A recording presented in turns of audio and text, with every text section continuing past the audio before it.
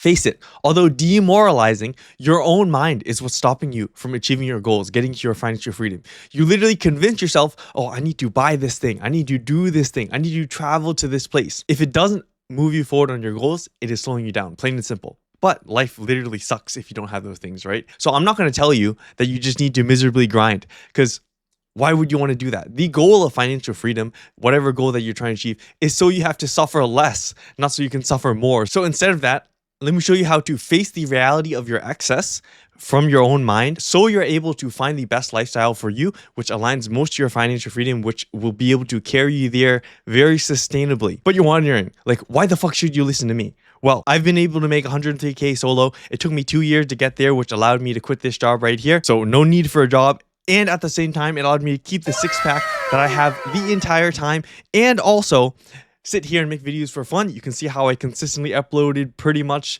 1 to 2 times per week. And this is while still traveling and watching anime, okay? So if you want to be able to craft your lifestyle like this to sustainably get to your goals, enjoyably get to your goals, here's how you do it. First demoralizing change that will move you forward is to realize that a homeless man is probably no less miserable than you.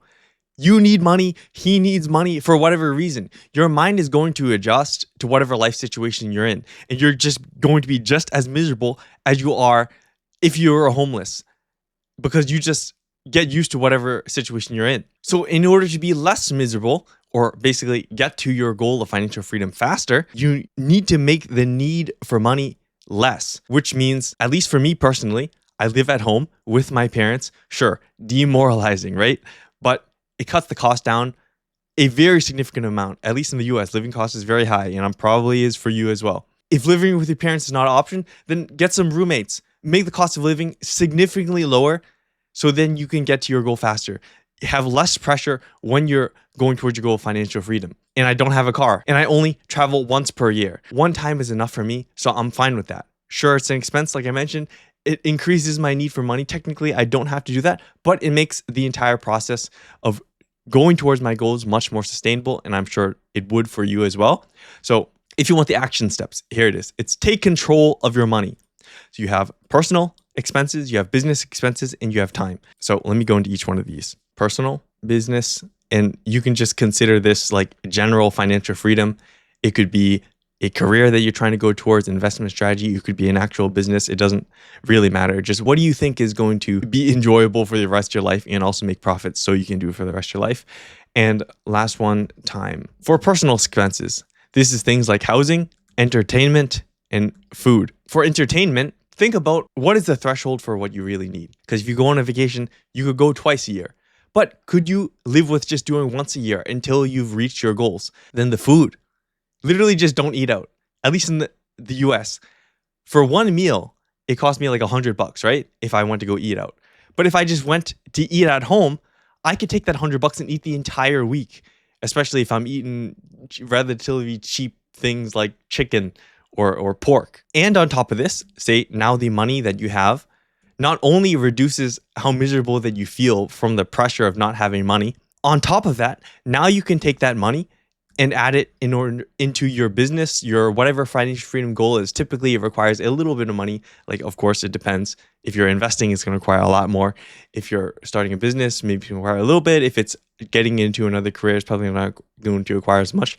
But either way, it adds to your savings. It adds, in a way, to your disposable income, which then you could use to achieve your goals faster. And for business expenses themselves, there's just one rule for any business expense that you could possibly have. And by business expense, I mean just general financial freedom. Any expense that you might be taking. If it was a career, you might take a course to learn a specific skill so you can get a certification to get a job. If it was a business, you might buy some equipment, investing strategy, maybe some stocks, whatever, starting capital. And I guess it also could be a course. Anything that you could possibly buy, if it does not solve an immediate problem, don't spend on it. A lot of times people spend money on their goals because they feel like it's doing something. It feels productive to get something towards your goal, but they never actually stop and think like, oh, is this actually going to help me? And then in the act of doing that, you're just adding more money pressure, literally spending the money, you're slowing yourself down on the goal itself. And now you have just useless equipment, useless course, useless whatever. No return, don't buy. And then finally, the time. So kind of like I mentioned, I travel once per year. Something like travel which is a personal expense, or something like taking a course for a business. Even if these are real things that can solve a problem, realize that all of them do also take some time on top of the money. So if you reduce these down to what you only really need or what you're very comfortable with living with, then not only have you saved the money, you now have the time to spend to actually start doing the work to achieve your goals. And you might be thinking, sure, it's great to keep a lifestyle that I'm comfortable with and also reduce the money pressure, but I need money right now. You need income right now in order to actually achieve your financial freedom goals. Well, the thing is, so although demoralizing, in my job, I made 100K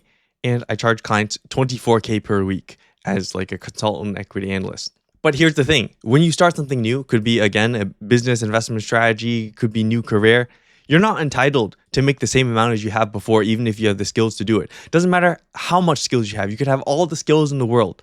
You still need to build up the experience in order to charge that much. You need to be able to generate the attention. You need to have the credibility built up from just doing tons of work, have like a body of experience that you have so you can show people that you can actually do what you can say that you can do and probably that you can already do. So although I feel like I should be able to make this much, I have to charge significantly less because I don't have all those other things that came with what I previously did. So how did I personally actually solve this problem? I worked my job. I need money now, right? I need to make income to survive while I build up all those other things. So I did my job well. And what I mean by specifically doing well is because, again, I still need the skills to make the income that I am looking for financial freedom. So by doing my job well, I mean, I actually think about what I'm doing. I don't do it mindlessly. So I build up skills faster by being in that very focused state for my job. And sure, you might hate your employer, whatnot, but most likely, whatever you're doing, if you do it well, you're going to build up skills, which is what you're going to take later on to actually help you build income.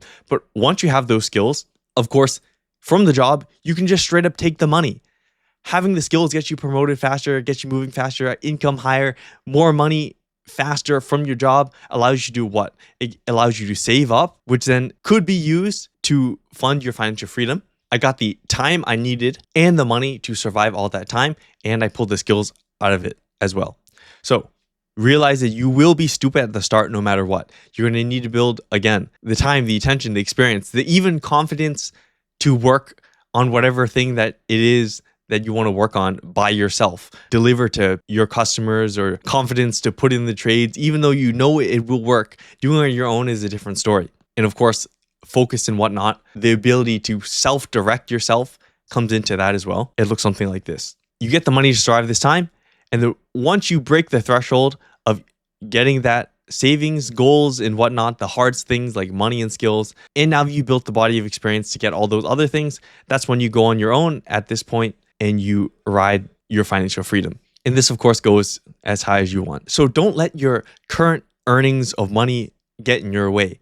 It's always going to be not that great at the start.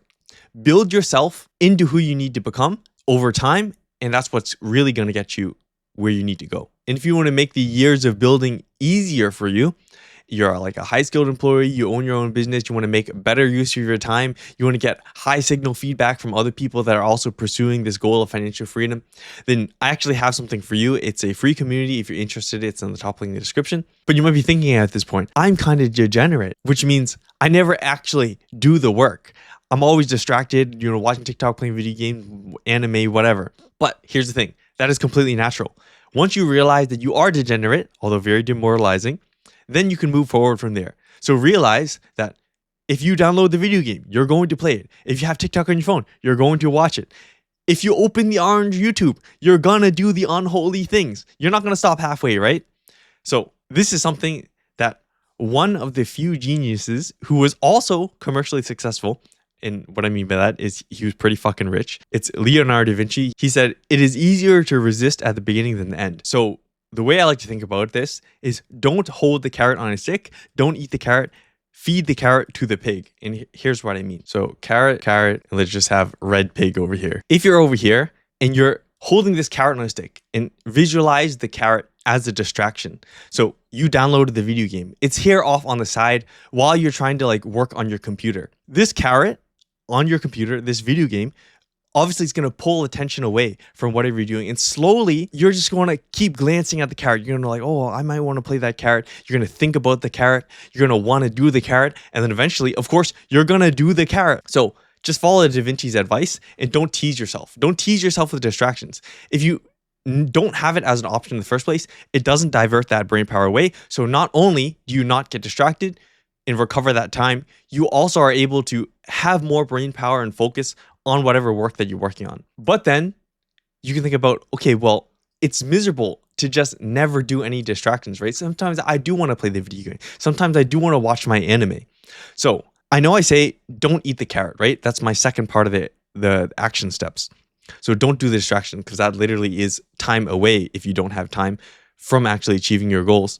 But if you imagine the carrot as the distraction itself, and every single distraction that you avoid, you're now feeding this carrot to the pig. Because again, it's that brain power that this is going to divert. The carrot is going to divert brain power. So literally by avoiding the distraction, you're feeding it to the pig, which you can visualize as your goal. And in the beginning, it's going to be very hard to avoid the carrot. You're going to want to eat the carrot by itself because the pig is small, right? Your goal is not really grown yet. You haven't really made progress on it yet. So you don't have that much conviction to go forward on it. But after a long time of dedicating the time by avoiding distractions, so constantly feeding these carrots to the pig's going to grow up and the pig's going to be nice and fat. And that's when your goal is well along its way. So you're very convinced to be able to put times towards it. And if you're very convinced to put times towards your goal, then it's fine. You can divert a little bit of time away. You can eat the carrot sometimes and not give it to the pig because now you've made some progress and the pig is nice and fat. Your goal, the pig, can survive a little while without getting fed carrots. It can survive without putting tons of time in it. But if in the beginning, especially when your pig in your goal is very malnourished, right? You haven't started yet. It's a baby pig. It needs more food in the beginning, more time dedication. So that's why in the beginning, you avoid carrots more. But later on, once it's nice and fat, okay, now you can take some of these carrots for yourself. Although, if you take too long, like 3 weeks and just go degenerate, full degenerate mode and avoid your goal completely, because your pig's going to starve, right? If you want to be able to harvest the bacon from your goals, actually get the financial freedom, you have to make sure this pig is constantly well fed. Never eat too many of the pig's carrots. Although the carrots are nice now, I'm pretty sure it's going to be much nicer to have a shit ton of bacon later on when you get your financial freedom. But sometimes you do get stuck. There is points where you don't really know what to do and you don't know how to overcome a situation. You're confused, you have doubt. If you often get stuck on your goals like that, then watch this video right here to overcome that.